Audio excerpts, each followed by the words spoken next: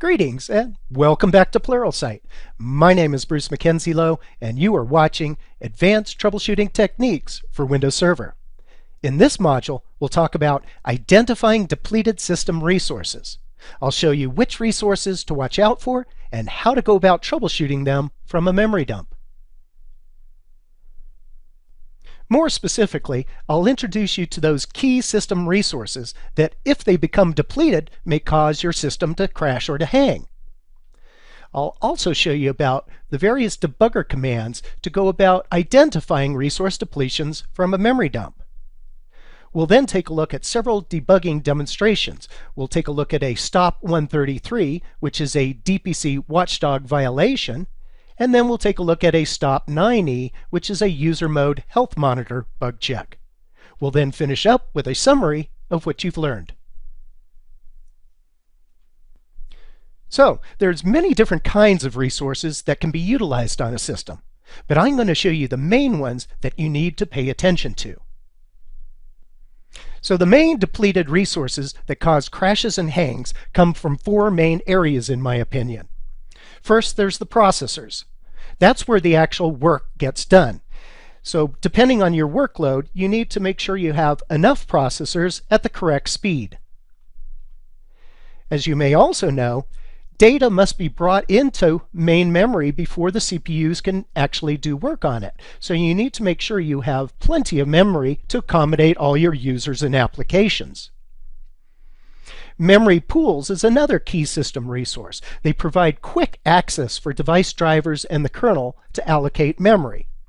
When drivers need memory, they need it now. You can't simply have a driver wait for memory to become available, otherwise it has to do very error-prone retry logic. So memory pools are very important. Finally, there's page file space.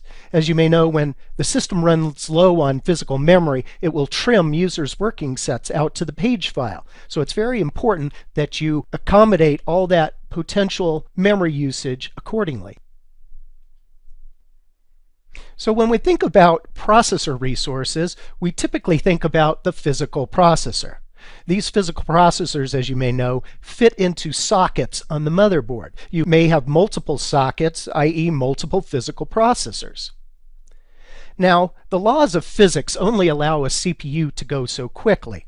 To work around this limitation, chip manufacturers essentially put multiple cores or physical CPUs into the same chip.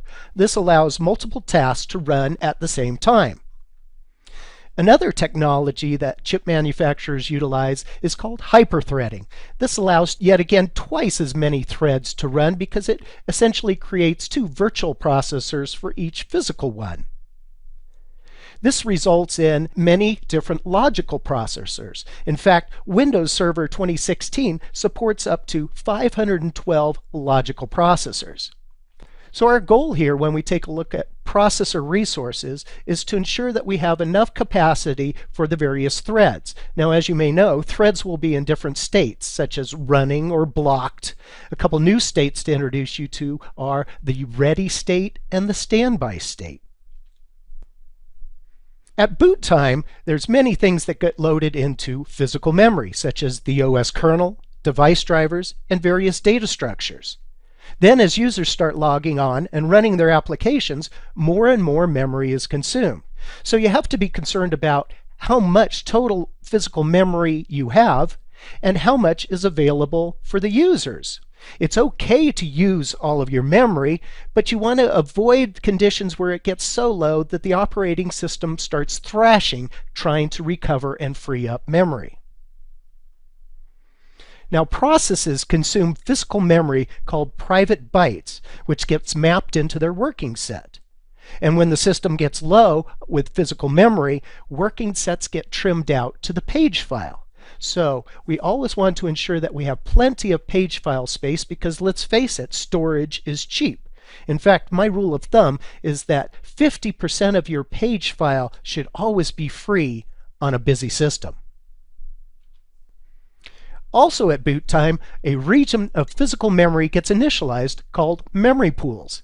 As I mentioned, memory pools allow kernel mode components to allocate and deallocate memory.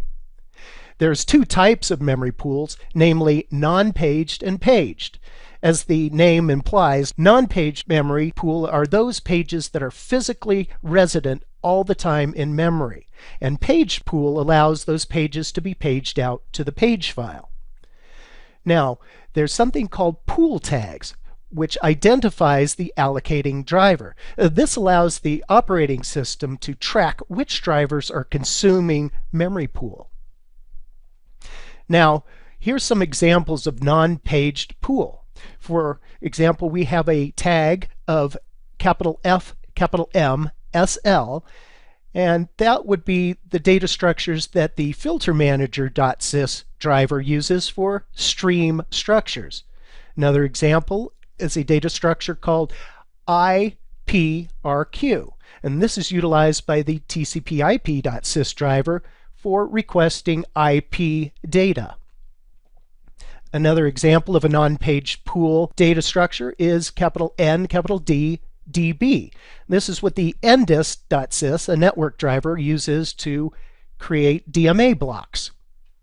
Another example of non-paged pool is capital RA, capital R, capital S, which is utilized by the storeport.sys driver when it creates RAID units.